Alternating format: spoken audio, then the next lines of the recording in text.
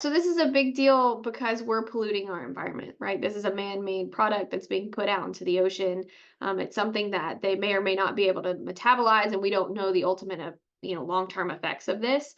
It's not just a problem in the ocean. We also see this in our riverways with freshwater fish and other fish in the bays.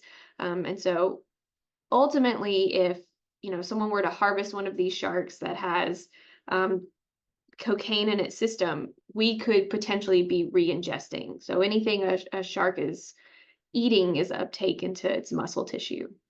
I am not aware of anybody that has tested, or any shark that has tested positive in Texas. That doesn't mean it couldn't happen. A couple years ago, they did detect a shark off of Florida that had eaten a brick of cocaine. And with the drug running that does happen off the Texas coast, it is very possible that this could happen. Like I said, am not currently aware of any shark that has already tested positive. So it's a pollutant in their habitat, right? And like I said, long term, we don't know how that's going to affect them, much less if we were to re-ingest it from them.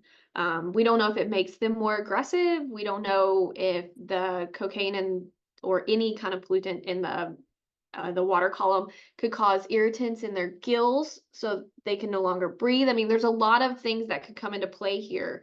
But if we want to have healthy ecosystems, not only do we need to remove the pollutants and stop polluting our environment, but we also need sharks in our environment. So we're potentially damaging down the food web, not just from the pollutant, but causing an imbalance in our fisheries by having these sharks potentially be removed. For me personally, I feel very sad to see that it has become such an issue, especially in our Gulf waters.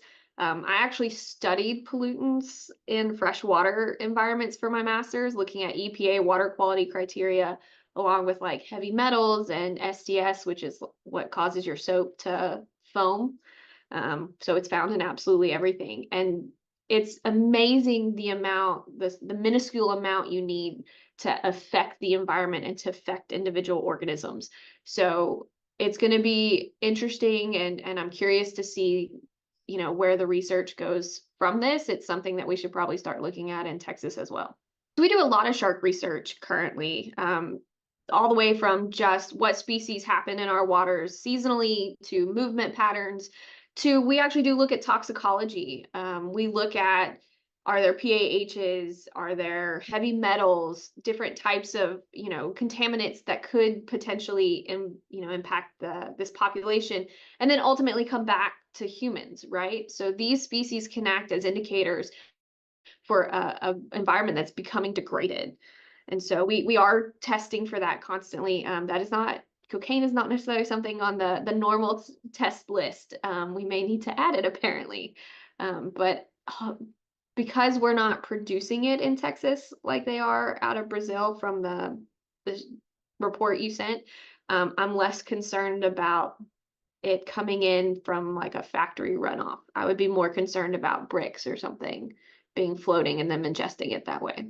Will say, while this is an issue to monitor, looking at our fishing practices and as a whole for the Gulf, so not just the US, but looking at, involving Mexico and Cuba and anybody else that has fishing rights in the Gulf of Mexico is very important, because that may actually be more of a threat to shark populations than cocaine being found in their system. Not to say cocaine in their system is a good thing. It's definitely not. But that may, at least in our area of the world, be somewhat secondary to overfishing.